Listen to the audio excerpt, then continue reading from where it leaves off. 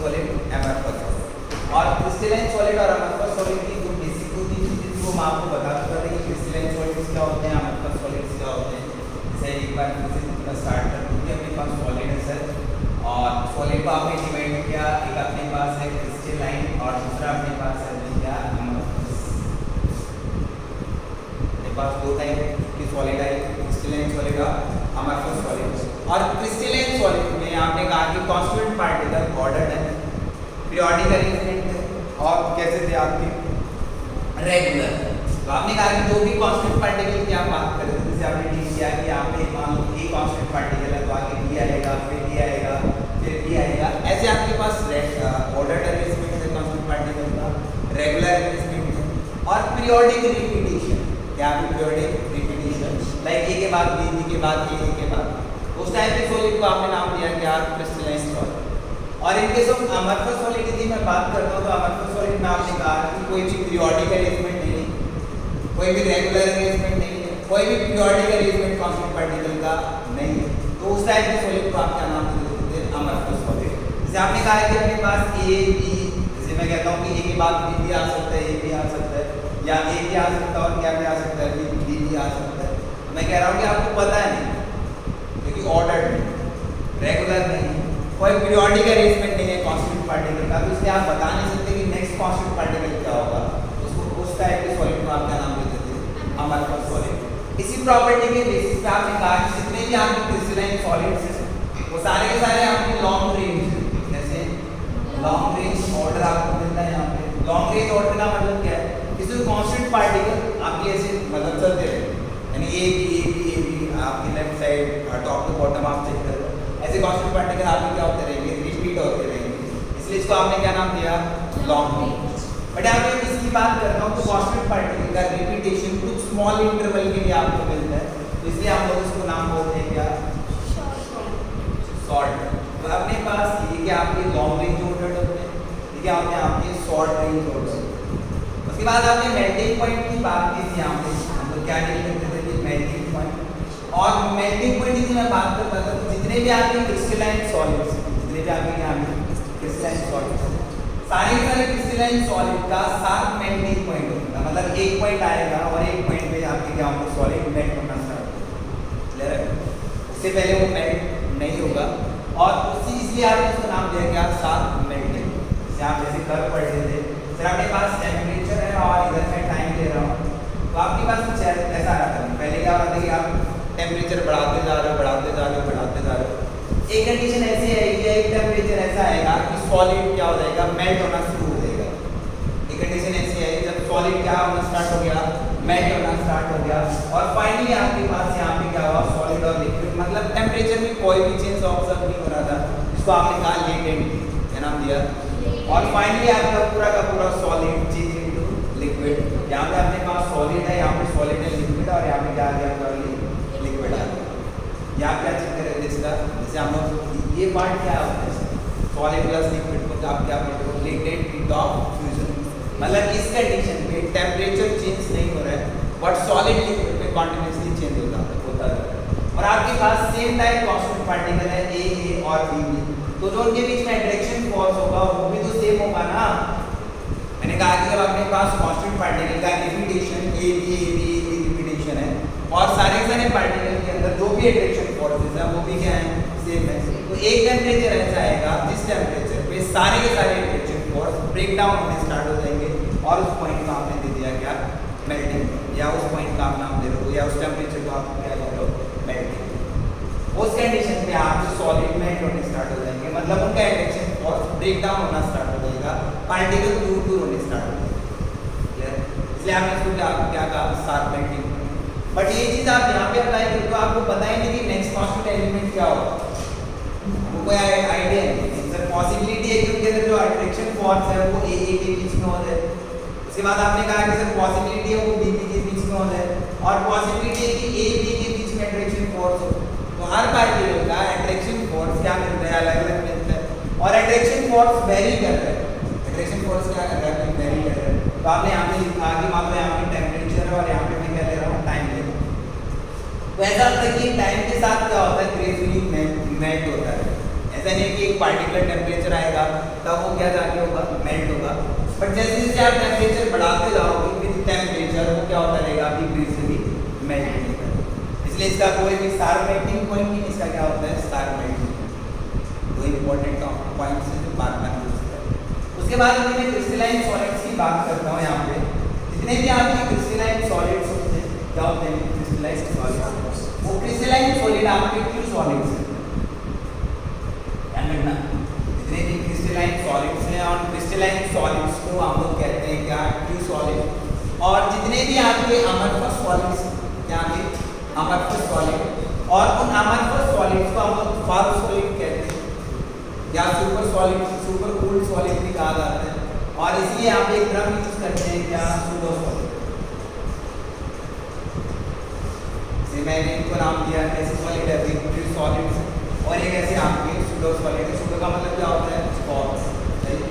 यहाँ पे आपने कहा ये लिक्विड सॉलिड, ये आपने कैसे सूडो सॉलिड, और इन्हीं को हम लोग कहते हैं क्या, सुपर कूल्ड सॉलिड। क्या कहा जाता है, सुपर कूल्ड सॉलिड। ऐसे देखो यहाँ पे सुपर कूल्ड का मतलब क्या है, यहाँ पे जितने भी आप अमरफस सॉलिड्स पढ़ोगे, जैसे ग्लास आपके पास अमरफस सॉलिड का एग्जांपल है, जितने भी आप प्लास्टिक चेक कर रहे हो सब किसके एग्जांपल है, अमरफस सॉलिड का एग्जांपल है। तो क्या होता है कि इनकी टेंडेंसी होती है फ्लो करने की। यहाँ पे सुपर कूल्ड सॉलिड का मतलब क्या है, टेंडेंसी टू फ्लो, इनकी क्या हो, फ्लो करने की टेंडेंसी हो, उनको हम लोग क्या कह रहे हैं, सुपर। क्या बोल रहा हूँ, अब क्या करते हो कि जैसे मान लो बहुत पुरानी बिल्डिंग है, उस बिल्डिंग में आप मिरर को चेक करो, तो भी आप विंडो में कोई शीशा विशा लगा हुआ उसको चेक करो, तो क्या होता है कि ऊपर से वो शीशा आपको कैसा दिखता है, वैसे दिखेगा, और नीचे कैसा दिखता है आपको, ठीक दिखेगा। रीजन क्या होता है कि जो अमरफस सॉलिड है सर, और अमरफस सॉलिड की टेंडेंसी है फ्लो करने की, कैसी टेंडेंसी है, फ्लो करने की। तो ये जो आपका ग्लास है वो क्या कर जाता है, फ्लो कर जाता है, और जिसकी वजह से जो लोअर पार्ट है वो कैसा मिलता है, थिकर मिलता है, और अपर पार्ट कैसा मिलता है, थिनर मिलता है। कौन सी प्रॉपर्टी है वो, सुपर टेंडेंसी टू फ्लो। इसलिए हम लोग इनको ट्रू सॉलिड्स नहीं कहते, और इनको हम लोग क्या नाम देते हैं, ट्रू सॉलिड्स। उसके बाद हम लोग बात करें, जैसे यहाँ पे मान लो आप अमरफस सॉलिड से क्रिस्टलाइन सॉलिड्स की बात करें, जैसे बहुत पुरानी बिल्डिंग है, और क्या होता है कि किसी में मिल्कीनेस टाइप आ रहा है, तो धुंधलापन आप जैसे कह सकते हो आ जाता है, वो क्यों आता है, जैसे टेम्परेचर कभी सर्दी कभी गर्मी, ऐसे बार बार अलग अलग इन्वायरमेंट में वेदर चेंज हो रहा है, तो वहाँ पे क्या होता है कि आपकी जो अमरफस सॉलिड्स, ग्लास कैसा आता है, अमरफस सॉलिड, वो अमरफस सॉलिड उस पार्टिकुलर रीजन में चेंज हो जाता है, किसमें, क्रिस्टलाइन सॉलिड। मैंने कहा कि जो आपको मिल्कीनेस आ रही है, जो वाइटनेस अपीयर हो रही है शीशे में, वो किसकी वजह से आ रही है सर, क्योंकि वो टाइम के साथ अमरफस सॉलिड पार्ट किसमें चेंज हो जाता है, क्रिस्टलाइन सॉलिड। और इस प्रोसेस को आप लोग नाम दे देते हो क्या, एनेलिंग। क्या नाम दिया जाता है, एनेलिंग। या एनेलिंग को ऐसे डिफाइन किया जाता है कि आप क्या करो, कोई भी अमरफस सॉलिड लो, उसको स्ट्रॉन्ग हीट करके एकदम कूल कर दिया जाता है। क्या आप स्ट्रॉन्ग हीट किया, और स्ट्रॉन्ग हीट करके आप उसको क्या कर दो, कूल कर दो, तो अमरफस सॉलिड इसमें चेंज हो जाते हैं, क्रिस्टलाइन सॉलिड इसमें चेंज हो जाते हैं, और उस प्रोसेस को नाम दिया जाता है क्या, एनेलिंग। क्या नाम दिया जाता है, यहाँ की कुछ बेसिक डिफरेंस आप देखो, ये भी डिफरेंस दिया जाता है कि क्रिस्टलाइन सॉलिड को कट करो, अमरफस सॉलिड को मैं कट कर रहा हूँ, तो आपकी अलग अलग सरफेस है। मैं क्रिस्टलाइन सॉलिड को कट करता हूँ तो आपको प्लेन सरफेस मिलता है, अमरफस सॉलिड को कट कर रहा हूँ तो आपको कोई प्लेन सरफेस नहीं मिलता। यार ये आपकी कुछ बेसिक डिफरेंस है related to crystalline and amorphous. Done. उसके बाद नेक्स्ट हम लोग बात करते हैं क्रिस्टलिटी सॉलिड। क्रिस्टलिटी को बाद में डिवाइड करेंगे, जैसे आपने सॉलिड को डिवाइड किया क्रिस्टलाइन में और अमरफस में, उसके बाद मैं अमरफस सॉलिड को डिवाइड करूँगा। जैसे आपके पास अमरफस सॉलिड है, अमरफस को डिवाइड क्रिस्टलाइन सॉलिड, इसको डिवाइड कर रहे हैं हम क्रिस्टलाइन सॉलिड को डिवाइड कर रहे हैं। यहाँ पे क्रिस्टलाइन सॉलिड को डिवाइड किया जाता है। क्रिस्टलाइन सॉलिड भी चार टाइप के होते हैं, कितने टाइप के होते हैं, चार टाइप। और वो टाइप कैसे डिवाइड की कि कॉन्स्टिट्यूएंट पार्टिकल्स क्या है। सर अपने पास कॉन्स्टिट्यूएंट पार्टिकल आयंस है, सर अपने पास कॉन्स्टिट्यूएंट पार्टिकल मॉलिक्यूल्स है, या कांस्टेंट पार्टिकल आपके पास मेटल है, या फिर उनके बीच में जो आप कांस्टेंट पार्टिकल की बात कर रहे हो कोवलेंट बॉन्डेड, जैसे हम लोग on the basis of particle या कांस्टेंट पार्टिकल, तो आप क्रिस्टलाइन सॉलिड्स को डिवाइड कर देते हो कितने पार्ट्स में, 4 पार्ट्स में। जैसे फर्स्ट पार्ट हम लोग डील कर रहे हैं यहाँ पे आयनिक सॉलिड, इसकी बात कर रहे हैं आयनिक सॉलिड। सेकंड हम लोग डील कर रहे हैं यहाँ पे, जैसे अपने पास आता है मेटालिक सॉलिड, जैसा आता है मेटालिक सॉलिड। और थर्ड हम लोग डील कर रहे हैं यहाँ पे कोवलेंट सॉलिड, इसकी बात करेंगे कोवलेंट सॉलिड। और इसी को हम लोग कहते हैं जैसे क्या, नेटवर्क सॉलिड, क्या नाम दे रहे हैं, नेटवर्क सॉलिड। और इसी को जाइंट मॉलिक्यूल्स भी कहा जाता है, क्या नाम दे रहेगा, जाइंट मॉलिक्यूल्स। और यहाँ पे लास्ट आपका आ जाएगा क्या, मॉलिक्यूलर सॉलिड्स। ऐसे हम लोग क्रिस्टलाइन सॉलिड्स को 4 पार्ट्स में डिवाइड करते हैं, one is ionic solid, another one is metallic solid, और फिर क्या आएगा आपका कोवलेंट सॉलिड, और फिर सबसे लास्ट क्या आता है, मॉलिक्यूलर। देखो 1 बाय 1 स्टडी करते हैं। सर यहाँ पे कांस्टेंट पार्टिकल के बेसिस पे मैं डिवाइड कर रहा हूँ, तो आयनिक सॉलिड में कांस्टेंट पार्टिकल्स क्या होंगे, आयंस। सर यहाँ पे कांस्टेंट पार्टिकल क्या होंगे, आयंस। सबसे पहले यहाँ पे बात करते हैं सर, जो भी आपके पास कांस्टेंट पार्टिकल्स होंगे, कांस्टेंट पार्टिकल्स में क्या बोल रहा हूँ, आयंस। क्या बोल रहा हूँ, आयंस। अब देखो कोई भी आप आयनिक सॉलिड स्टडी करो, आपने आयनिक बॉन्ड पढ़ा है, तो आयनिक बॉन्ड में 2 पार्ट होते हैं, एक आपका कैटायनिक पार्ट होता है, दूसरा क्या होता है, एनायनिक पार्ट। फिर आपके पास 2 पार्ट हैं जिसे मैं NaCl की स्टडी करता हूँ, एक आपके पास Na पॉजिटिव और एक आपके पास Cl नेगेटिव, एक Na पॉजिटिव है, दूसरा क्या है आपके पास Cl नेगेटिव। एग्जांपल से समझिए, यदि मैं आयनिक सॉलिड को यदि उसकी सॉलिड स्टेट में कंसीडर करता हूँ, इसमें कंसीडर करता हूँ, सॉलिड स्टेट में कंसीडर करता हूँ, तो इन द सॉलिड स्टेट आप क्या होगा, सॉलिड स्टेट में पार्टिकल पास होंगे, कैटायन आयन पास होंगे, तो उनके बीच में अट्रैक्शन फोर्स कैसा मिलेगा, स्ट्रॉन्ग और वीक। स्ट्रॉन्ग अट्रैक्शन फोर्स मिलेगा, वो आपके पास फ्रीली मूव नहीं करेंगे, और कभी भी आप इलेक्ट्रिसिटी की बात करते हो, कंडक्टेंस की बात करते हो, due to moment of free ions की बात करते हो, या due to moment of free electrons की बात करते हो, यहाँ पे फ्री आयंस अवेलेबल नहीं है इन केस ऑफ सॉलिड। यदि मैं सॉलिड की बात करता हूँ, आयनिक सॉलिड, सॉलिड स्टेट में आप यूज कर रहे हो, सर सॉलिड स्टेट में वो क्या होता है, इंसुलेट, क्या होता है इंसुलेटेड, क्योंकि कोई भी फ्री आयंस नहीं है, और कोई भी फ्री आयंस नहीं है तो आयंस का मूवमेंट नहीं होगा, और आयंस का मूवमेंट नहीं होगा तो कोई भी कंडक्टेंस अराइज नहीं होगा, इसलिए हम उसको बोल रहे हैं क्या, इंसुलेटर। तो इस कंडीशन में वो कोई भी इलेक्ट्रिसिटी को कंडक्ट नहीं करेगा।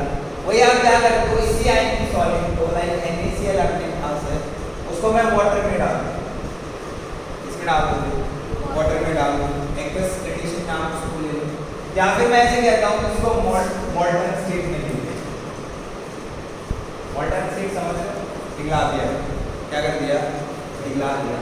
मैंने कहा कि या तो मैं उसको वाटर में डाल दूँ, या फिर किसमें ले रहा हूँ, मोल्टन स्टेट में ले रहा हूँ।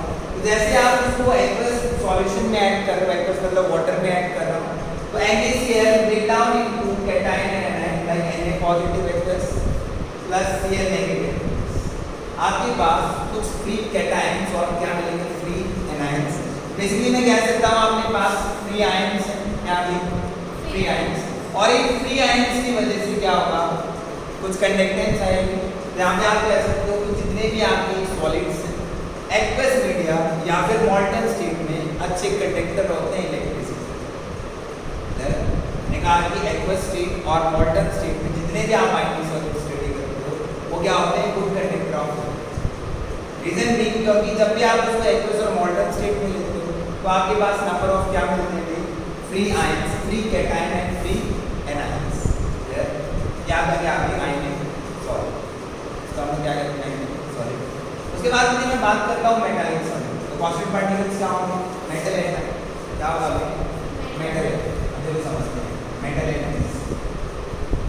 मेटालिक सॉलिड में डील कर रहे हैं सर कि अपने कांस्टेंट पार्टिकल्स है मेटल, यहाँ पे मेटल।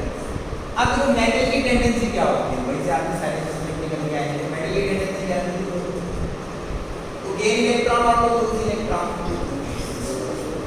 लूज करने की टेंडेंसी होती है गेन। तो मेटल गैस में आपकी सॉलिड स्टेट में है, ऐसे स्टेट में सॉलिड, और सॉलिड स्टेट को मैं गैस स्टेट में कन्वर्ट कर रहा हूँ, इसमें कन्वर्ट कर रहा हूँ गैस, और सॉलिड स्टेट को गैस स्टेट में बदलना प्रोसेस क्या होता है? सब्लिमेशन। क्या होता है? सब्लिमेशन। अब यहाँ से क्या हो रहा है कि मेटल इलेक्ट्रॉन दे रहा है, मतलब मेटल में इलेक्ट्रॉन, आपने कहा कि मेटल की टेंडेंसी क्या होती है? To lose electron. तो यहाँ पे मेटल की टेंडेंसी क्या है? To lose electron, electron lose करता रहेगा। तो आपके पास दो पार्ट फॉर्मेशन होंगे, एक पॉजिटिव पार्ट और एक नेगेटिव पार्ट। पॉजिटिव पार्ट में क्या दूसरा क्या मिल रहा है? नेगेटिव पार्ट मिल रहा है। इस पॉजिटिव पार्ट को नाम दे दिया जाता है मेटल करंट, क्या नाम दे दिया जाता है? Metal current. और इनको नाम दे दिया जाता है फ्री इलेक्ट्रॉन्स। क्या पढ़ रहा हूँ? Free electrons. अब देखो हम लोग मेटालिक कंडक्टर में, मतलब मेटालिक सॉलिड या फिर मैं मेटालिक कंडक्टर की बात करूँ, वो मैं क्लियर कर रहा हूँ यहाँ से। तो आपने क्या है कि मेटालिक कंडक्टर आप बना, मेटालिक सॉलिड आप पढ़ रहे हो, उसमें आप क्या है? अब देखो मेटालिक कंडक्टर में दो पार्ट्स हैं, एक पॉजिटिव पार्ट है और दूसरा क्या है? क्योंकि कोई भी मेटल है, उस मेटल की टेंडेंसी क्या होती है? वो इलेक्ट्रॉन मूव करता रहेगा, बस करता रहेगा, मेटल कंडक्टेंस बढ़ते रहेंगे और क्या बनता रहेगा? यहाँ पे मेटल कंडक्टेंस का मतलब है स्टेबल कॉन्फ़िगरेशन आनी चाहिए पॉजिटिव। जैसे फॉर एग्जांपल यदि मैं Na की बात करता हूँ तो Na का मेटल कंडक्टेंस क्या होगा? Na positive, right? फिर इसी इलेक्ट्रॉनिक कॉन्फ़िगरेशन 281 लिखता हूँ, यहाँ पे क्या आ गया? 28, स्टेबल कॉन्फ़िगरेशन आनी चाहिए। इसी के टाइम के पास स्टेबल कॉन्फ़िगरेशन उसको आप मेटल कंडक्टेंस बोल रहे हो। जैसे मैंने कहा कि मैग्नीशियम है, मैग्नीशियम का एटॉमिक नंबर कितना होता है? 12। इलेक्ट्रॉनिक कॉन्फ़िगरेशन क्या है? 282। यदि मैं इलेक्ट्रॉन निकालता हूँ तो कितने इलेक्ट्रॉन निकालने पड़ेंगे? 2, और यहाँ पे क्या आएगा? 2। इसको मेटल कंडक्टेंस कहोगे, ना कि Mg पॉजिटिव। ध्यान रखना, सही है? मेटल कंडक्टेंस में आपकी स्टेबल कॉन्फ़िगरेशन था, क्या आपकी स्टेबल कॉन्फ़िगरेशन। अब जब आप मेटालिक सॉलिड मेटालिक कंडक्टर आप बना रहे हो, क्या बना रहे हो? Metallic conductor. तो आपने कहा कि सर एक पॉजिटिव पार्ट है, ऐसे करके पॉजिटिव पार्ट बहुत सारी मेटल्स हैं, वो मेटल क्या करते हैं? इलेक्ट्रॉन लूज करते रहेंगे, मेटल का पार्ट। और उस पॉजिटिव पार्ट के चारों तरफ क्या क्या लाएंगे? इलेक्ट्रॉन्स। ये पॉजिटिव पार्ट और negative part two opposite charge क्या करते हैं? अट्रैक्ट करते हैं। तो यहाँ पे क्या है? कुछ फ्री इलेक्ट्रॉन्स, जैसे इसके चारों तरफ क्या मूव करते हैं, मतलब क्या मूव कर रहे हैं? फ्री इलेक्ट्रॉन्स होगा। मेटालिक कंडक्टर की बात करता हूँ, फिर अपने पास दो पार्ट है, एक मेटल कर्नल अपने पास है, इसको मैं नाम दे रहा हूँ क्या? Metal kernel. और इसको मैं क्या नाम दे रहा हूँ? Free electrons. क्या नाम दे रहा हूँ? Free electrons. और फ्री इलेक्ट्रॉन का मतलब क्या है? सी ऑफ फ्री इलेक्ट्रॉन, मतलब मेटल कर्नल्स इसमें पड़े हैं sea of free electron. Metal की टेंडेंसी वो यूज करता रहेगा, मेटल आपकी इलेक्ट्रॉन देती रहेगी, पॉजिटिव चार्ज मिलता रहेगा, इलेक्ट्रॉन बढ़ते रहेंगे। अब आपसे कहता हूं कि फ्री इलेक्ट्रॉन्स की मूवमेंट की वजह से, एक फ्री इलेक्ट्रॉन्स की किसकी वजह से? मूवमेंट की वजह से इलेक्ट्रिसिटी कंडक्ट, क्या कंडक्ट होती है? इलेक्ट्रिसिटी। मैंने कहा कि मैं मेटालिक कंडक्टर की बात करता हूँ, तो मेटालिक कंडक्टर जितने भी आपके होते हैं उनमें जो कंडक्टेंस आपकी क्या आती है? कंडक्टेंस। मैं यहाँ पे कंडक्टेंस की बात करता हूँ, सर यहाँ पे जो कंडक्टेंस आएगी वो आएगी due to moment of free electrons. इसकी वजह से आ रहा है मोमेंट ऑफ फ्री इलेक्ट्रॉन्स। जा रहे हैं फ्री इलेक्ट्रॉन्स मूव करते जा रहे हैं और आपके कंडक्टेंस आते रहेंगे। जैसे आपने ऐसे आपके सोर्स के साथ कनेक्ट किया हो, यहाँ पे आपने सोर्स के साथ, यहाँ से फ्री इलेक्ट्रॉन्स मूव कर रहे हैं, ऐसे सब मूव इलेक्ट्रॉन्स मूव करेंगे, इलेक्ट्रॉन्स आते रहेंगे जाते हैं और इलेक्ट्रिसिटी आपकी क्या पड़ेगी? जिस डायरेक्शन में आपके मान लो इस डायरेक्शन में इलेक्ट्रॉन मूव कर रहे हैं तो आपकी इलेक्ट्रिक करंट की डायरेक्शन क्या होगी? Opposite direction. क्या होती है? अपोजिट। अब देखो यहाँ से आप फ्री इलेक्ट्रॉन्स मूव करता रहा है, जितने भी आपकी मेटालिक वायर्स आप देख लो, आप जितने भी कॉपर जिंक सब मेटालिक वायर, आप इलेक्ट्रॉन से मूव करते जा रहे हैं, मोमेंट्स की वजह से क्या कंडक्टेंस जा रहा है। यदि मैं इसका इफेक्ट चेक करता हूँ कि मान लो सर टेम्परेचर इन्वायरमेंट बहुत ज़्यादा बढ़ गया, बाहर का टेम्परेचर बहुत ज़्यादा बढ़ जाता है, जो मेटालिक कंडक्टेंस की आप बात करो, जो मेटल वायर्स फ्री हैं एयर के अंदर, तो उनकी कंडक्टेंस की वैल्यू बढ़ेगी या फिर घटेगी? हालांकि मैं आपको इलेक्ट्रोकेमिस्ट्री में बढ़ा दूँगा। मैंने कहा कि मैं मेटालिक कंडक्टर की बात करता हूँ, in case of metallic conductor मैं टेम्परेचर बढ़ा देता हूँ, टेम्परेचर बढ़ाने से वैल्यू ऑफ मेटालिक कंडक्टर बढ़ेगी या घटेगी? मुझे इतना बढ़ेगी तो क्यों बढ़ेगी? इलेक्ट्रॉन्स का मूवमेंट बढ़ेगा। दोनों केस लेते हैं। आपने कहा कि इलेक्ट्रॉन्स का मूवमेंट बढ़ रहा है, मैंने कहा कि सिर्फ टेम्परेचर बढ़ा रहा हूँ, क्यों घटेगा? एक ने कहा बढ़ेगा, दूसरे ने कहा घटेगा, तुक्का मारते रहो। मैं पूछ रहा हूँ क्यों बढ़ेगा, क्यों घटेगा? रीजन दो। अच्छा, बढ़ेगा इसलिए आप ऐसे सोच रहे हो, बढ़ेगा इसलिए क्योंकि इसकी काइनेटिक एनर्जी इंक्रीज हो रही है। क्या हो रहा है कि काइनेटिक एनर्जी क्या हो रही है? इंक्रीज। आप ऐसे सोच रहे हो कि काइनेटिक एनर्जी क्या हो रही है? बढ़ती है। बट आप ये भी तो सोचो कि जैसे ही मैं टेम्परेचर बढ़ा रहा हूँ, मैंने कहा कि मैं टेम्परेचर को बढ़ा दूँ, इसको बढ़ा दूँ, तो टेम्परेचर बढ़ाने से जो भी आपकी मेटल कर्नल क्या है, मेटल, जैसे एग्जांपल हो कि आप लोग मेटल कर्नल हो और मैं क्या कर रहा हूँ, नीचे से टेम्परेचर बढ़ा, मेटल पूरा कंडक्टर है, मेटल कर्नल और फ्री इलेक्ट्रॉन से और उधर से कुछ कनेक्शन है आपकी ऐसे सर्कल में, आप लोग मेटल कर्नल, मैं क्या कर रहा हूँ, नीचे से टेम्परेचर बढ़ा, क्या बढ़ा दूँ? तो आप लोग क्या करोगे, उसी जगह बैठे रहोगे। एक ऑप्शन है। सेकंड ऑप्शन आपके पास है कि आप मूव करना शुरू करो, बेटर हो गया मूव करोगे। ये मेटल कर्नल चाहता है, जैसे ही नीचे से टेम्परेचर बढ़ाया गया, टेम्परेचर बढ़ाने से मेटल कर्नल्स में वाइब्रेशन आई। पहले वो फ्री था, ऐसे बाउंड्री था कि ठीक है वो एक जगह पड़ा है और इलेक्ट्रॉन्स यहाँ से इजीली निकलता जा रहा है, ये था ये, और यहाँ से इलेक्ट्रॉन मूव कर रहा है, कोई प्रॉब्लम ही नहीं थी, मोमेंट आ रही थी इलेक्ट्रिक करंट की वजह से, इलेक्ट्रॉन्स मूव कर रहे थे, इलेक्ट्रिसिटी आ रही थी, सारी चीजें। हम आपसे कहता हूँ कि मेटल कर्नल वाइब्रेट कर रहा है, ऐसे वाइब्रेट, और जब मेटल कर्नल वाइब्रेट कर रहा है तो मतलब या बेसिकली कहता हूँ ऑसिलेशन स्टार्ट होगी, मेटल कर्नल में क्या स्टार्ट होगी, ऑसिलेशन स्टार्ट होगी या फिर वाइब्रेशन स्टार्ट होगी, जिसकी वजह से जो फ्री इलेक्ट्रॉन्स मूव कर रहा था, जो फ्री इलेक्ट्रॉन्स क्या कर रहा था, मूव कर रहा था, उस फ्री इलेक्ट्रॉन्स को मूव करने में रेजिस्टेंस मिली। पहले तो फ्रीली मूव कर पा रहा था, कोई प्रॉब्लम ही नहीं, क्योंकि एक जगह पड़ा है, गैप है इसलिए दिख रहा है, उसको गैप दिख ही नहीं रहा ना, क्योंकि वो मूव कर रहा है, क्या बढ़ने से, टेम्परेचर। तो आपने कहा कि टेम्परेचर बढ़ने से kinetic energy of metal kernel बढ़ जाती है और जिसकी वजह से उनमें ऑसिलेशन बढ़ जाता है, और ऑसिलेशन बढ़ने से मोमेंट ऑफ फ्री इलेक्ट्रॉन्स को क्या हो जाती है, और मोमेंट ऑफ फ्री इलेक्ट्रॉन्स क्या होगी, कम होगी, मेटलिक कंडक्टेंस की वैल्यू कम होगी। जैसे आप ऑब्जर्व करते हो, कॉमन ऑब्जर्वेशन है, गर्मी के टाइम में आप चेक करो और सर्दी के टाइम में आप इलेक्ट्रिसिटी को ऑब्जर्व करो। गर्मी के टाइम में इलेक्ट्रिसिटी आपको ज़्यादा मिलती है, कम मिलती है, कम वोल्ट की आती है, और वही चीज़ सर्दी हो, बारिश हो तो आपको फुल पावर की वोल्ट मिलती है। मतलब बाहर से जितनी बेसिस आती है आपको, मतलब कुछ परसेंट रेजिस्टेंस निकाल दिया जाए तो आपको वोल्ट प्रॉपर मिलती है। रीजन भी क्या होता है कि टेम्परेचर बढ़ने से मेटल वायर जो है, काइंड ऑफ मेटल कंडक्टर है, मेटल वायर आप इसमें कर रहे हो, इलेक्ट्रॉन्स का मूवमेंट हो रहा है, मेटल कर्नल वहाँ भी है, इलेक्ट्रॉन्स के मूवमेंट से इलेक्ट्रिसिटी पहुँच रही है, इलेक्ट्रिसिटी पहुँचती ही आप टेम्परेचर बाहर के एनवायरनमेंट में टेम्परेचर बढ़ता गया, मेटल कर्नल्स में वाइब्रेशन स्टार्ट हुई, आप देख सकते हो with increasing temperature vibration of metal kernel increases, due to which moment of free electrons क्या हो गया, मतलब इंट्रेंड हो गया या इंट्रेंड हो गया, और इसकी वजह से मेटलिक कंडक्टेंस की वैल्यू क्या होगी, कम होगी। जैसे आपने देखा आज मेटलिक कंडक्टेंस की वैल्यू इनवर्सली रिलेट करती है टेम्परेचर से, टेम्परेचर बढ़ेगा तो मेटलिक कंडक्टेंस की वैल्यू क्या होगी, कम होगी, बढ़ेगा। अब देखो यहाँ पे क्या था, मेटलिक क्या था, मेटलिक सॉलिड या फिर आप मेटलिक कंडक्टर इसी से बना सकते हो। उसके बाद नेक्स्ट हम लोग पढ़ रहे हैं क्या, कोवलेंट, इसकी बात कर रहे हैं, कोवलेंट सॉलिड की बात कर रहे हैं, या फिर नेटवर्क सॉलिड या फिर जैक मॉलिक्यूल आप ले सकते हो। नेक्स्ट टाइम का तो आपके पास क्रिस्टलाइन सॉलिड्स होते हैं, वो आपके पास नेटवर्क सॉलिड कैसे।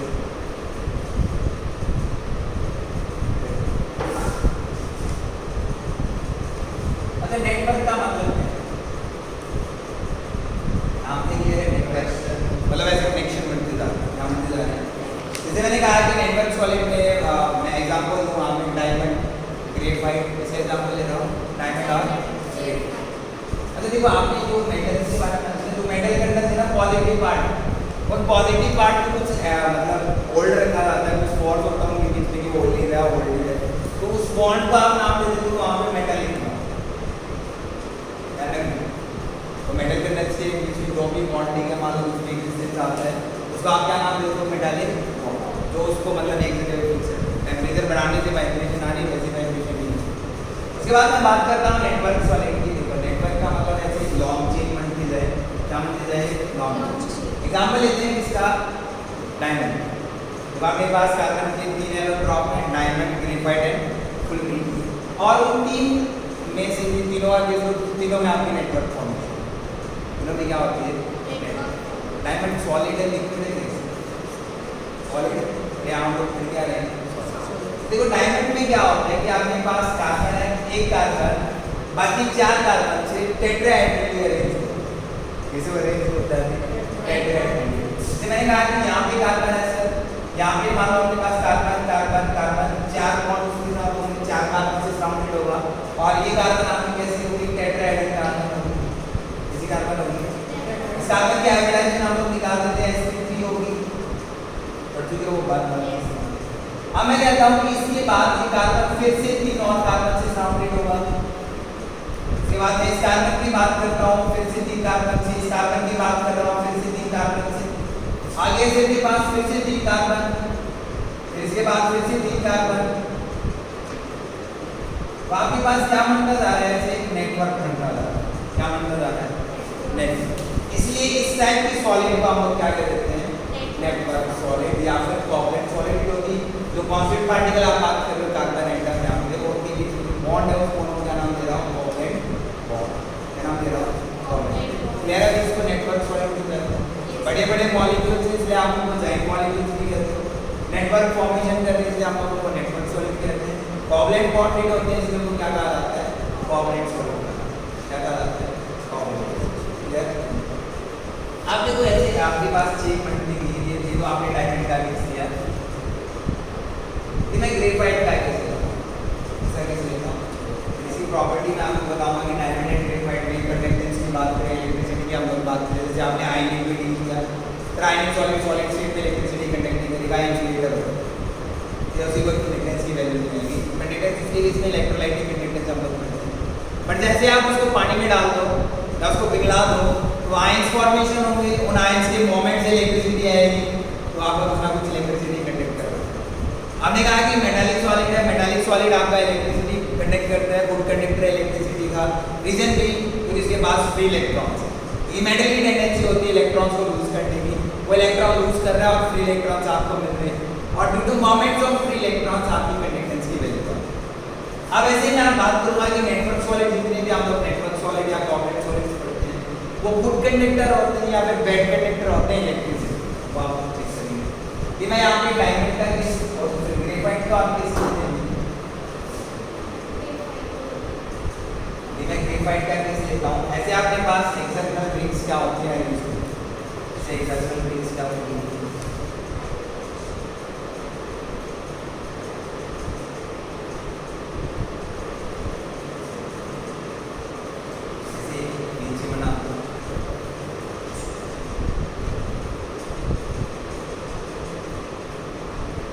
पास नेटवर्क बनता जाएगा, और इन 2 लेयर के बीच में एक ही लेयर आपके पास ग्रेफाइट है और एक अनदर लेयर है।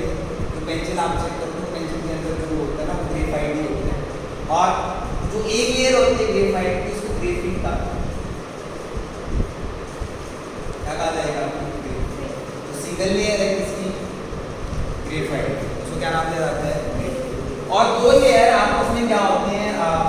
वीक अट्रैक्शन फोर्स होते हैं दोनों लेयर के बीच में, वीक अट्रैक्शन फोर्स या वीक वैन डर वाल, आप ऐसे लिख सकते हो, अट्रैक्शन फोर्स है। और इसी वीक अट्रैक्शन फोर्स की वजह से, या वीक वैन डर वाल अट्रैक्शन फोर्स की वजह से क्या होता है कि 2 ग्रेफाइट लेयर एक दूसरे के साथ बाउंड होते हैं। बट ऐसा कहा जाता है कि ग्रेफाइट लुब्रिकेशन के लिए यूज किया जाता है, ऐसे लुब्रिकेट यूज किया जाता है क्योंकि एक ग्रेफिन लेयर दूसरी ग्रेफिन लेयर में स्टिक करती है, क्योंकि उनके बीच में अट्रैक्शन फोर्स इतना अच्छा है। एक सिंगल ग्रेफिन लेयर की टेंशन स्ट्रेंथ बहुत ज़्यादा कैपेसिटी रहती है एक सिंगल। अब देखो यहाँ पे आप बात करो कार्बन का नेटवर्क है, कार्बन का नेटवर्क है, कार्बन कैसे नेटवर्क है, कार्बन का एलोट्रॉप है, तो आप कार्बन के नेटवर्क की बात करते हैं, चलो हमने बात करी। अब देखो यहाँ पे एक कार्बन कितने बॉन्ड बना सकता था? 4 बॉन्ड बना सकता है। एक कार्बन में कितने बॉन्ड बना? 4 बॉन्ड। से जा रहा है। तो यहाँ पे 1 2 3 इस कार्बन एटम में 3 बॉन्ड बना रहे हैं, कितने बॉन्ड बना रहे हैं? तो इसका मतलब इसके पास एक फ्री इलेक्ट्रॉन ऐसे घूमता है। यहाँ पे ऐसे बहुत सारे फ्री इलेक्ट्रॉन्स घूम रहे होंगे।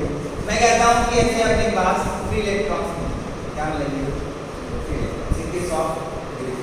क्या डायमंड में आपको कोई फ्री इलेक्ट्रॉन दिख रहे हैं? मैं डायमंड का केस लेता हूँ, क्या आपको डायमंड में कोई फ्री इलेक्ट्रॉन दिख रहा है? क्या आपको? हाँ, कार्बन 4 बॉन्ड बनाते हैं, ऐसे नेटवर्क बनता रहेगा ऊपर नीचे, तो कोई भी फ्री इलेक्ट्रॉन्स नहीं है। और जब ना तो फ्री इलेक्ट्रॉन्स है ना फ्री आयंस है, गुड कंडक्टर और बैड कंडक्टर, गुड कंडक्टर और बैड कंडक्टर, तो आप क्या कहोगे? Bad conductor of electricity. आप ले सकते हो यहाँ पे इंसुलेटर होते हैं काइंड ऑफ,